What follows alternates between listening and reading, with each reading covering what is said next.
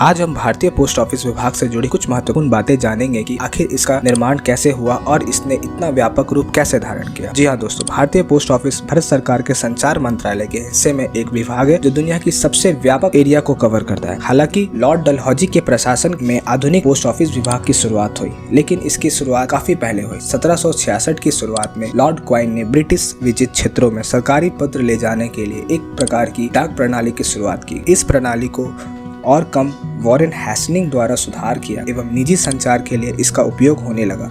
Coin के समय से बेटिंग के समय तक पोस्ट ऑफिस को सार्वजनिक उपयोग के लिए रूप में लाया जाने लगा। देश के कई जगहों तक लोग पत्र ले जाने के लिए निजी संगठन रखते। यह निजी प्रणाली काफी सुव्यवस्थित थी, फिर भी उनका दायरा बहुत सीमित था। इस प्रकार की व्यवस्था के कारण पत्र भेजने की लागत अधिक थी, सब कुछ अनिश्चित और जोखिम से भरा था। अंततः लॉर्ड विलियम बेटिंग के समय डाक संचार में सुधार के सवाल पर सरकार द्वारा कोई गंभीर ध्यान दिया गया। इसके परिणाम स्वरूप बेटिंग के तहत पोस्ट ऑफिस एक्ट 1837 पास किया गया। इस अधिनियम का उद्देश्य पूरे देश में एक सामान्य डाक व्यवस्था स्थापित करना था। हालांकि यह अधिनियम पूरी तरह से सफल नहीं हो पाया। इस अधिनियम में काफी कमियां थी। पहला, कोई केंद्र प्राधिकरण स्थापित नहीं किया गया था जो सिस्टम को नियंत्रित कर सके।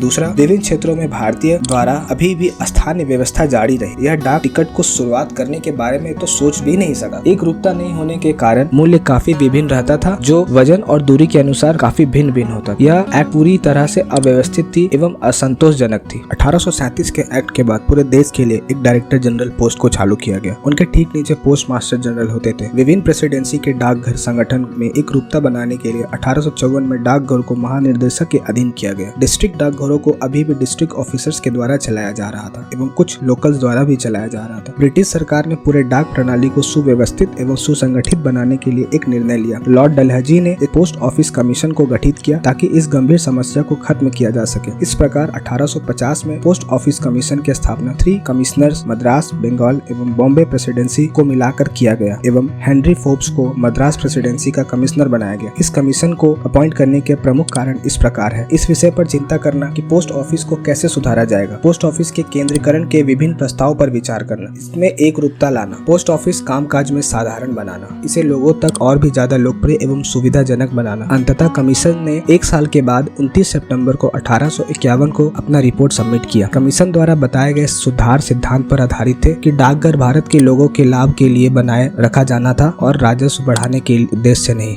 रिपोर्ट के सुझाव: दूरी की परवाह किए बिना डाक की एक समान दर का परिचय, चिपकाने वाले डाक टिकटों के माध्यम से डाक का पूर्व भुगतान, डाक को प्रारंभिक दर कम होगी, डाक मैनुअल रूल्स का प्रकाशन, छटाई कार्यालयों की स्थापना, मनी ऑर्डर सिस्टम का परिचय, पार्सल पोस्ट का परिचय। अंततः पोस्ट ऑफिस एक्ट 1854 को 12 अगस्त को गवर्नर जनरल द्वारा पारित किया गया। इसीलिए 1854 को इंडियन पोस्ट ऑफिस का आधिकारिक बर्थ माना जाता है। इसके सभी डिपार्टमेंट डायरेक्टर जनरल के अधीन कर दिया गया। पोस्ट स्टाम्प को पहली बार 1 अक्टूबर 1854 को चालू किया गया। लॉर्ड डलहौजी ने अपने कार्यकाल 1847 से 1856 के सभी महत्वपूर्ण प्रयास भारतीय संचार व्यवस्था को सुधारने के लिए किया। पोस्ट, डाक और ब्रिटिश सरकार। ब्रिटिश राज 1858 में गठित हुआ जब ईस्ट इंडिया कंपनी का शासन क्राउन के हाथों में सौंपा गया। इस दौरान कई सारे एक्ट पोस्ट ऑफिस एवं टेलीग्राफ को सुव्यवस्थित करने के लिए पारित किया गया। पहला, गवर्नमेंट सेविंग बैंक एक्ट 1873 विधानमंडल द्वारा 28 जनवरी को पास किया गया, लेकिन 1 अप्रैल 1882 को post office savings bank Bombay presidency को छोड़कर पूरे भारत में खुला। 2. पोस्ट लाइफ इंश्योरेंस 1 फरवरी 1884 को पोस्ट विभाग कर्मचारियों के लिए कल्याणकारी उपाय के रूप में शुरू हुआ। Indian telegraphic act 1885।